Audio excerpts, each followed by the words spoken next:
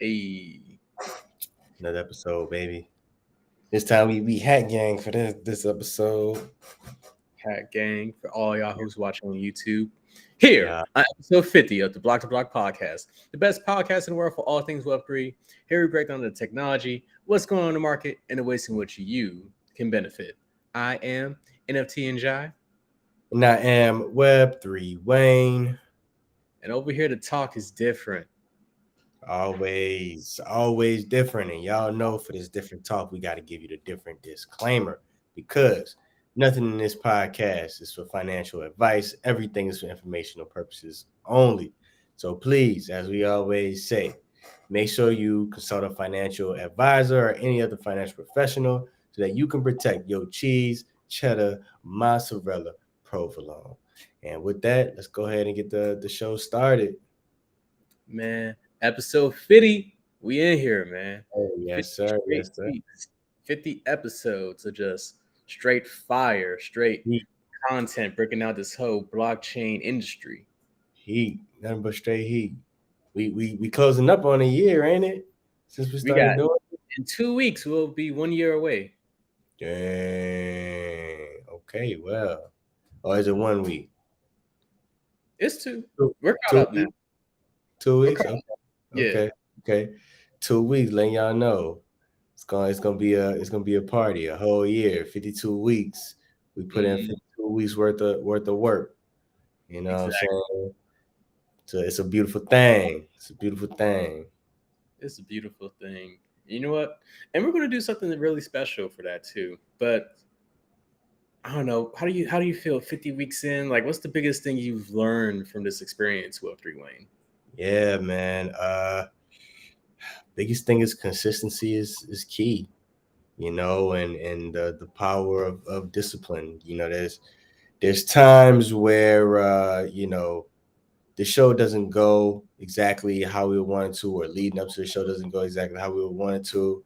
But putting out the content Mm, and kind of committing ourselves to doing this has been just a great exercise of let's stay on top of it, let's stay consistent, let's stay committed. So that's been a beautiful experience, like I said, to be able to go through this.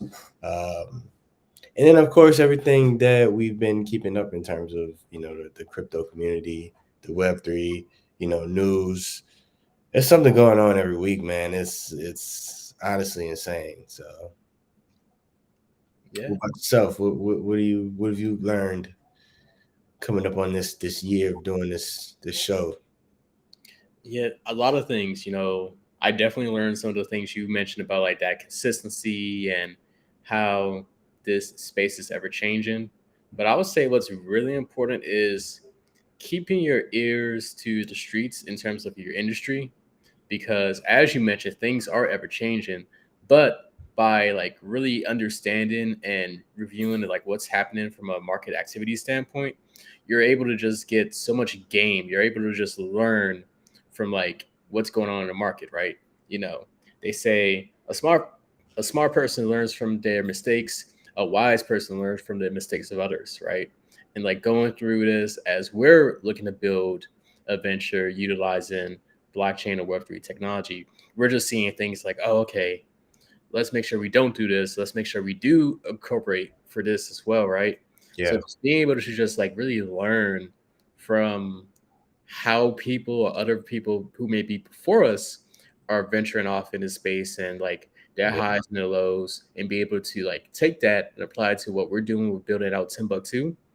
It's been amazing. It's been a great opportunity to yeah. learn. It helps to sift through the BS. I Hmm. think it's even if you aren't doing a show weekly, you aren't doing a podcast. It's important. It could be a bit taxing to keep up with like the news and everything that's going on, but it's definitely rewarding where you're learning like, oh, this is the BS, this is the news hype cycle, but then you also see, oh, this is what's really going on. You're able to put those pieces together because you're going to get little tidbits every week. It's never going to be one article that's just going to be like, oh, this is it.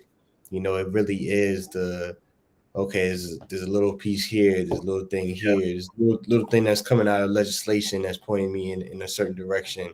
There's little things that's based off of the moves that these, Fortune 500 companies are making that's, telling me to go in this certain direction. There's little things that, new startups that are fundraising are doing that, may, give me a signal on ways that, I should move within the market or our business should move, or things we should discuss. So I have to agree with you on that.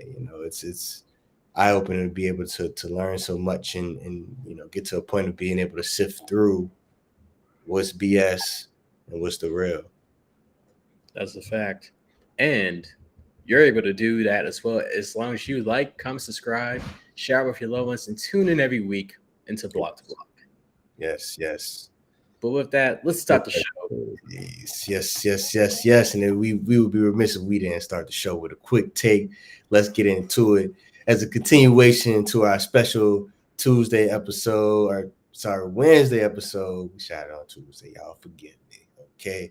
Y'all forgive me. But of course, we had to continue on one day after the launch of Coinbase base.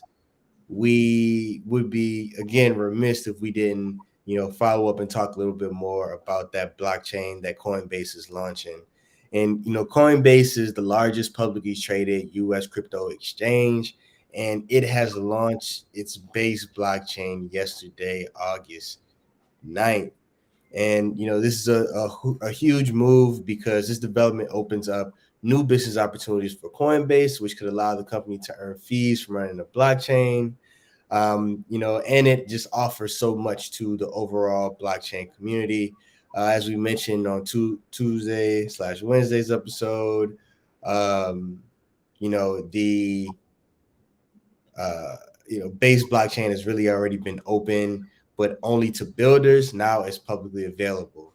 The CEO, Brian Armstrong, back in 2016, wrote a secret master plan, right? And back in 2016, he said that the fourth phase of Coinbase development would be when dApps could reach 1 billion people. And so far, the 100 dApps have already been deployed and are ready to be deployed on base. So with the base of, with the launch of base, we're really seeing Coinbase put together a full campaign called the On-Chain Summer, which is a promotion with corporate partners to really show off the project's capabilities and really introduce base and also this blockchain and Web3 to the public. So again, as a primer, Base is a layer 2 built on top of Ethereum using OP Stack software, which really gives the blockchain its security features. And prior to the launch, 139 million of deposits were moved to Base blockchain. So it's already making headway within the Web3 crypto community. The total, this total value locked right at 139 million already puts Base as the fifth largest layer 2. And that's 3 weeks in, builders only, really early on. So excited to see what comes out of this. We're seeing some good early momentum. However, just like with anything else, we just talked about it. We'll continue to watch their progress. We'll continue to see how they do and how this affects that already, very much lively Coinbase community. And with that, that's our quick take for today. Yeah, So gotta dope. pass it to you, NFT and Jai. Gotta pass it to you. What are your thoughts in terms of how Coinbase's launch of the base blockchain positions the company to achieve that vision that the CEO mentioned of enabling 1 billion people to access dApps? And what are the key challenges and possible opportunities that they might encounter along the way? I don't know if you have some thoughts about that. Yeah, totally. Yeah, so we mentioned this in our previous episode on episode 49, but one of the key winners within this Web3 industry are going to be those organizations who are able to build upon infrastructure, right? So right now within our space, it's very early on. There's a lot of innovation, a lot of people who are trying to move into the space and build out these innovative ideas, right?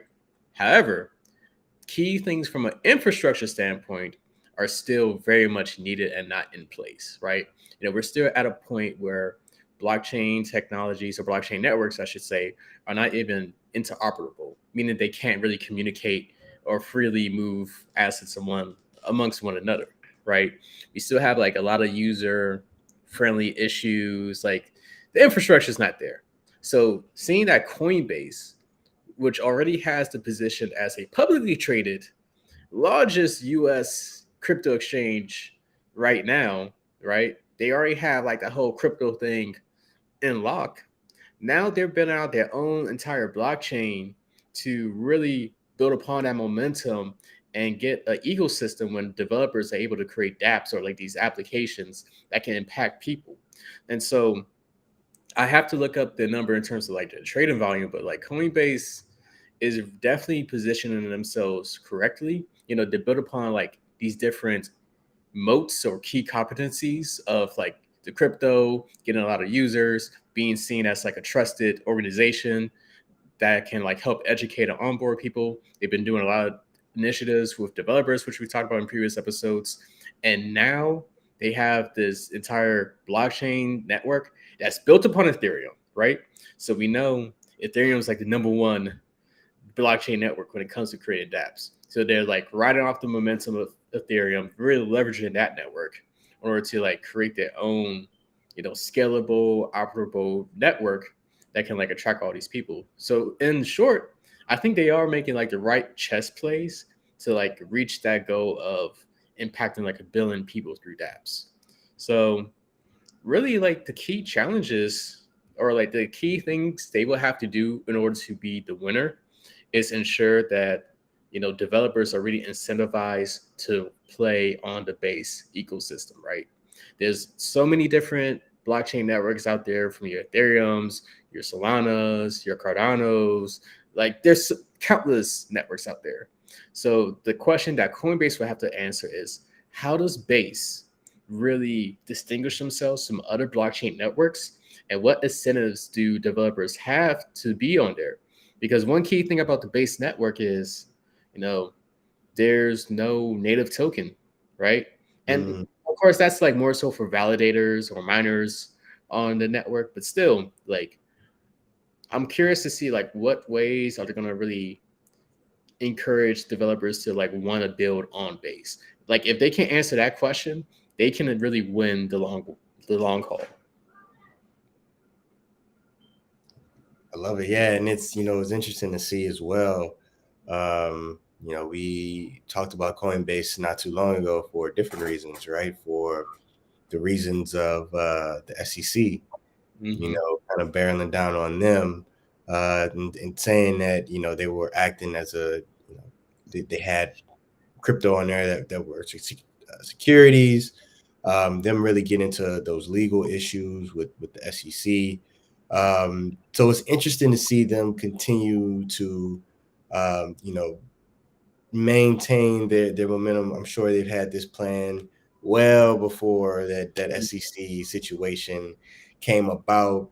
Um, but I think there's something there that you kind of brought to my mind in terms of these layer twos, right? And um, listen, forgive me, I am not the most technically savvy when it comes to layer twos. Um, but what I think about is what you said in terms of interoperability, right? And being built on top of Ethereum and being able to communicate with other blockchains.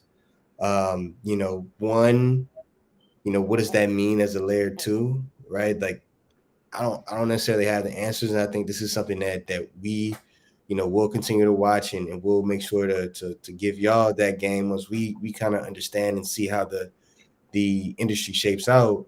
But then on top of that, right, we're talking about layer twos. Is there another layer to be built, right? We talk about the dApps, but do Right. the dApps also come through, and do they have some type of blockchain-esque layer that they build on top of that layer two, right? It is, what does, um,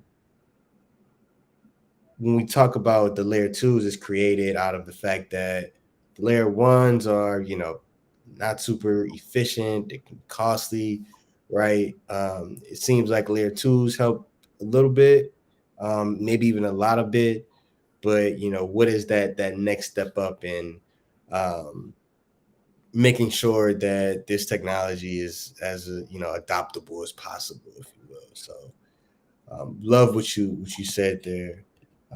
I think you made some great points in terms of just some of the challenges and maybe some of the opportunities that Coinbase will face.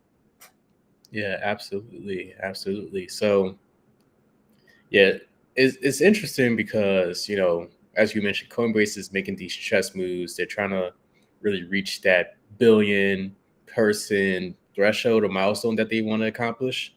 And they even have like these corporate partners from like Coca-Cola and other companies with the whole on-chain summer promotion. Like, how do you think Coinbase is like really getting their messaging across when it comes to trying to onboard people who aren't Web3 natives, right, onto really using their platform or their ecosystem? I mean, it's probably one of the better ways to go about it, doing a corporate partnership and attaching yourself to some brands that aren't natively known to be a part of Web3, which you've been watching the show. That there's a lot of corporations that have already begun exploring blockchain, crypto, NFTs, the whole gambit. We've talked about that pretty much from the beginning, right? Starbucks, Reddit, um, and so I think that it definitely helps. I think there isn't enough there yet for it to be as impactful as I'm sure they would like it to be. I think that it might get eyes, but I think there's still this level of trying to figure out what's going to make things stick. Right. Mm, I think that's this on-chain summer is really probably the first step, right? We'll probably see another on-chain summer next summer, right? Where there's some additional thing that is attached to on-chain summer, and that Coinbase puts out. So I think that it's a good start. There's still so much more to figure out, and I think Coinbase knows that too, right?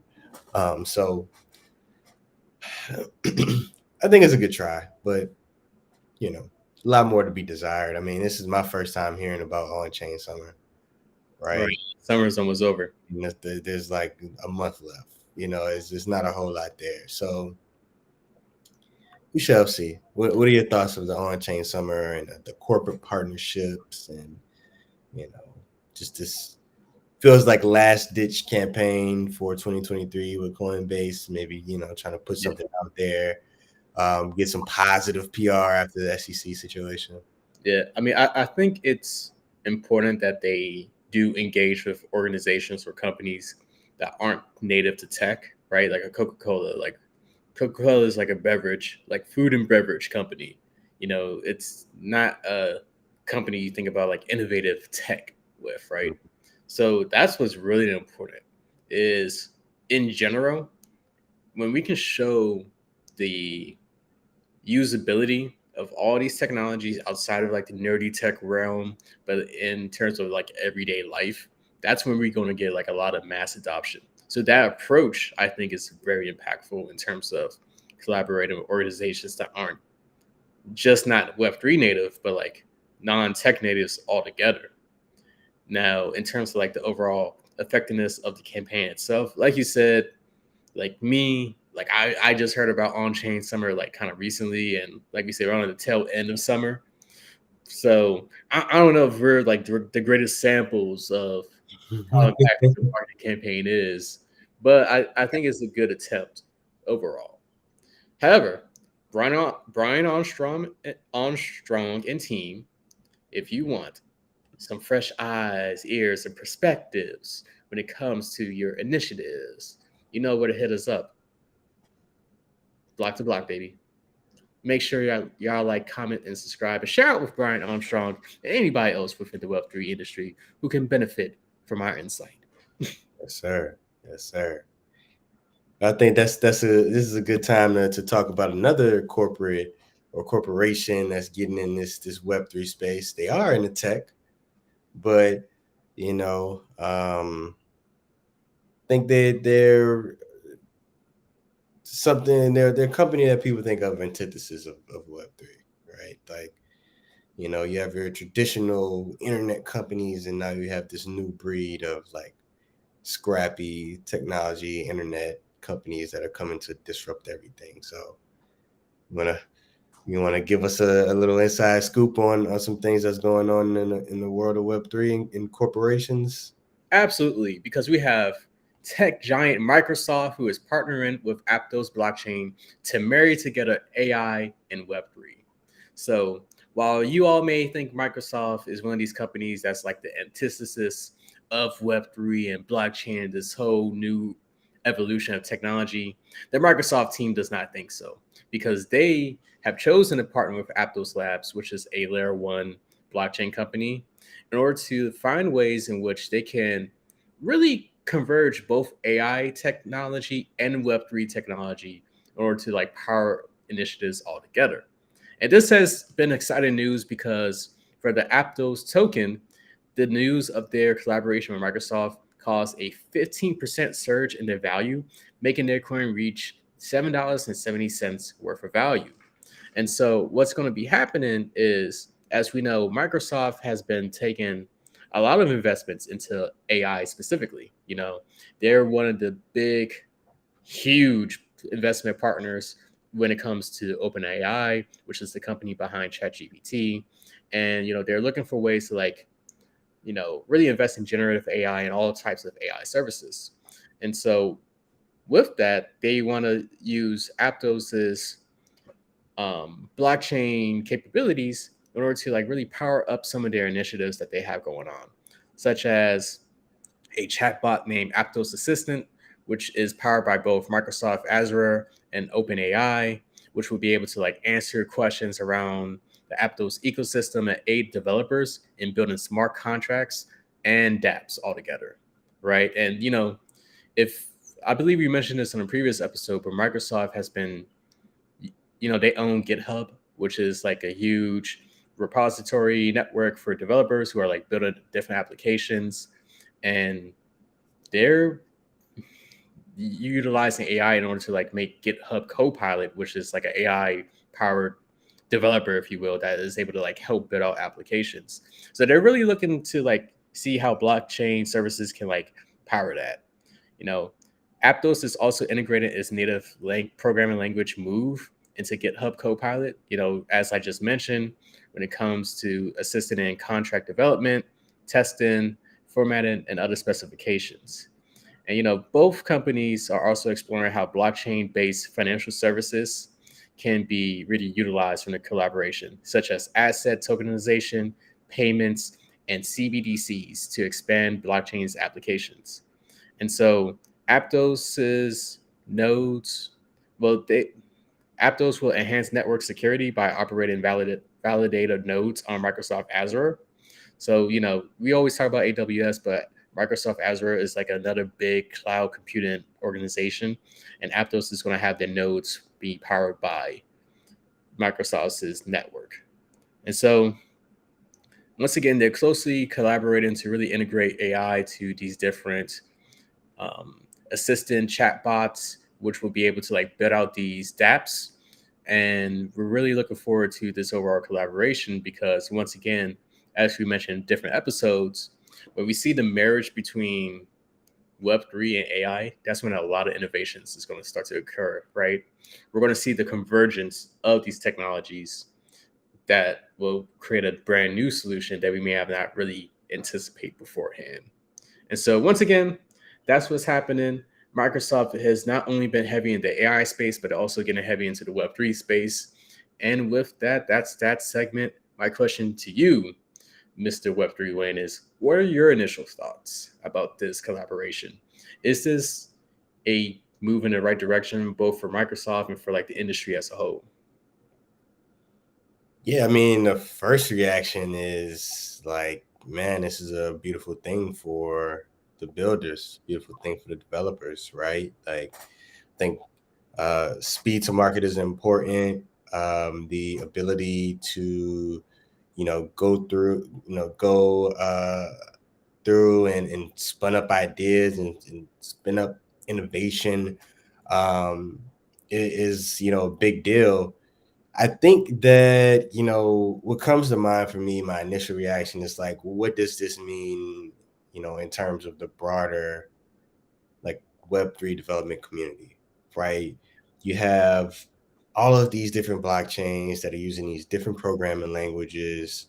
They have their own ecosystems. I think this goes back to what we were previously talking about in terms of interoperability, right? It's like, I think this is, in a silo or even in the grander scheme of things, like, it's a great move. I love the move by Microsoft, and them saying, hey, we have these tools, let's partner with this Web3 company, and get in early on what's going to be the new innovation. I think that's, for a company like Microsoft that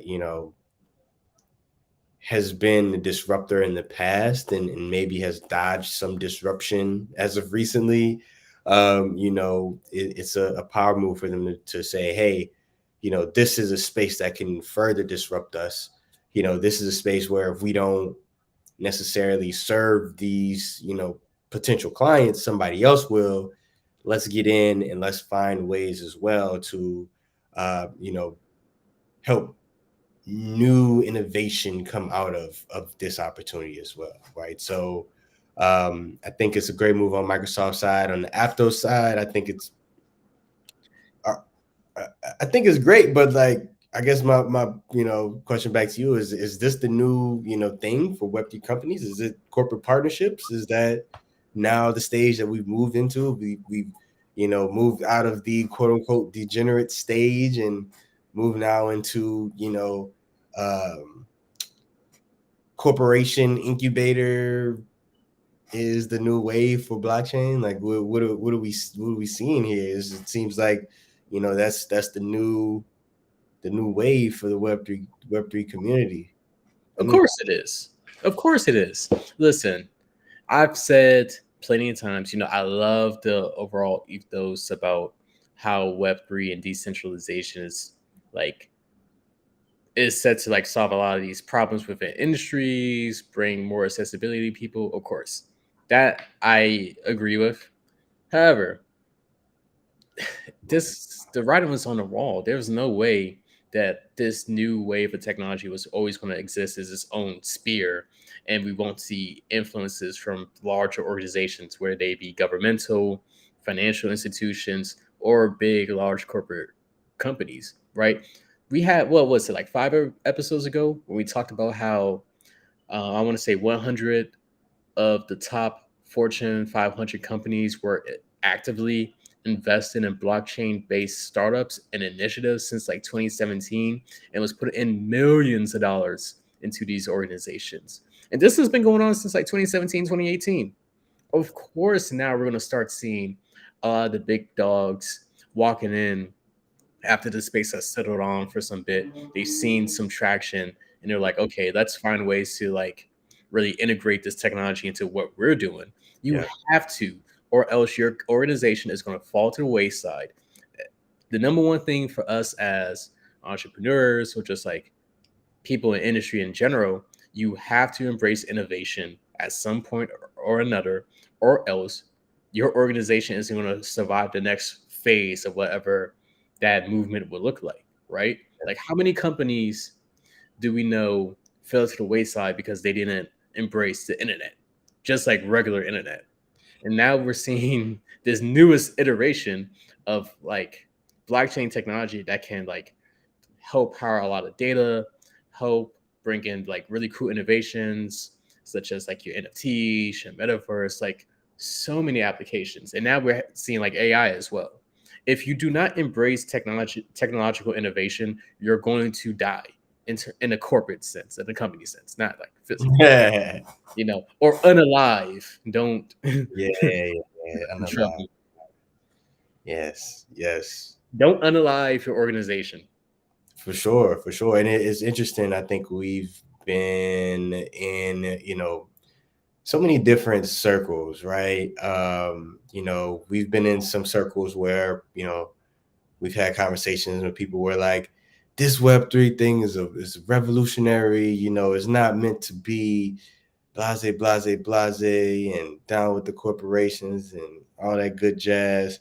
We've Mhm. also been in spaces where, we've seen, we've had conversations with people on the corporate side that, were exploring, blockchain, crypto solutions before, and, were either out of jobs or had to, transfer to other departments because those institutions were kind of shutting down a lot of those operations.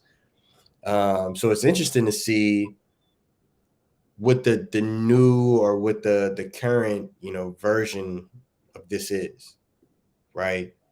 Um, and seeing just this constant evolution of how the technology is introduced and is so I'm looking for. It's kind of meshed into the current um, business and operations and industry.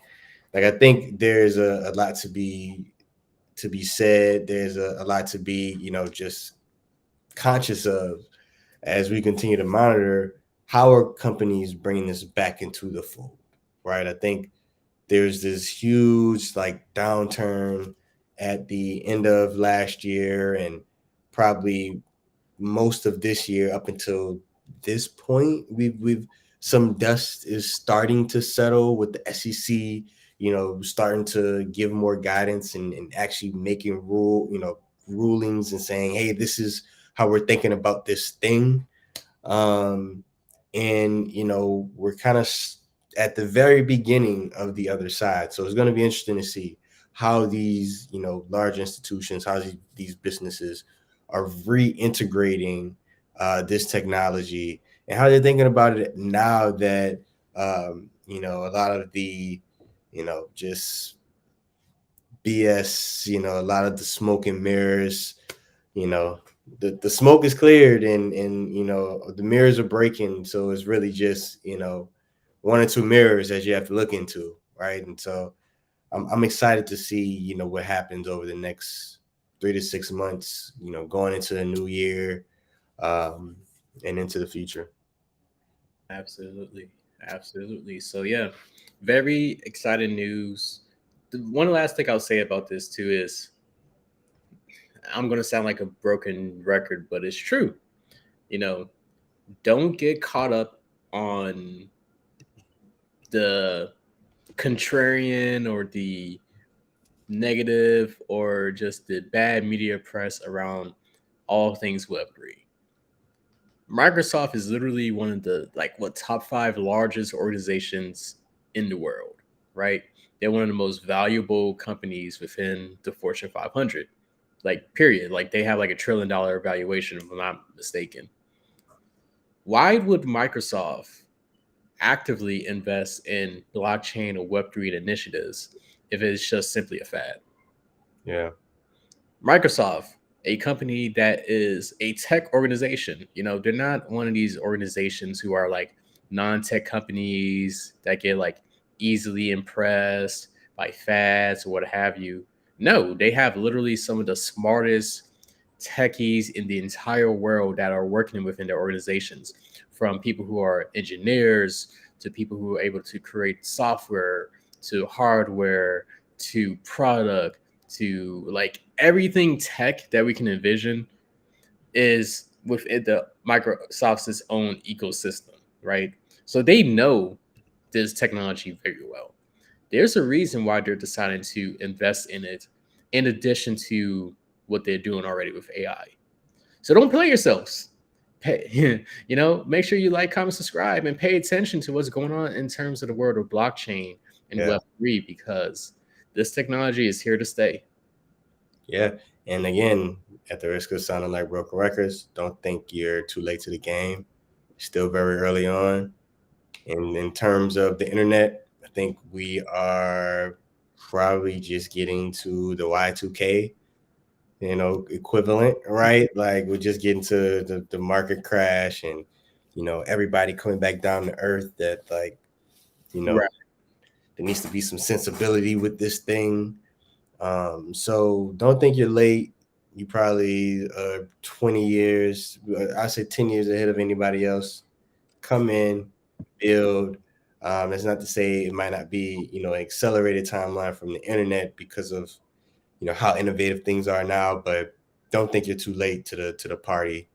Come in whatever ways you feel like you should be involved, right? If this encourages you to go listen to, crypto finance and start, investing some cryptos, go do that. If this is influencing you to say, hey, I want to be an entrepreneur, I want to figure out ways to build with this technology, go do that. If it's just, piquing your interest and you're like, hey, I just want to stay on top of it, and you are not the finance bro, you're not an entrepreneur, you just, work your 9 to 5 and do your thing. Still go do your research, figure out how your company is thinking about this technology, because I'm sure they're already starting to explore it, ways to use it. And just keep your eyes and ears to the streets, right, Moundu? Um, and I'm sure it's going to pay off tenfold in 2 to 3 years when you at least know about what's going on, right? You don't have to be crazy, because the expert at this point in time is just people that know what's going on and people that have some understanding of how this technology works and ways it can, be used strategically. And I think that'll put you ahead. So don't sell yourself short. Don't say, hey, I'm too late. There's no better time than the present. So like, comment, subscribe, share with your loved ones. Block to Block is the place you need to be. Yeah. And on that note, we're signing off. I'm NFT and Jai. And I am Web3 Wayne.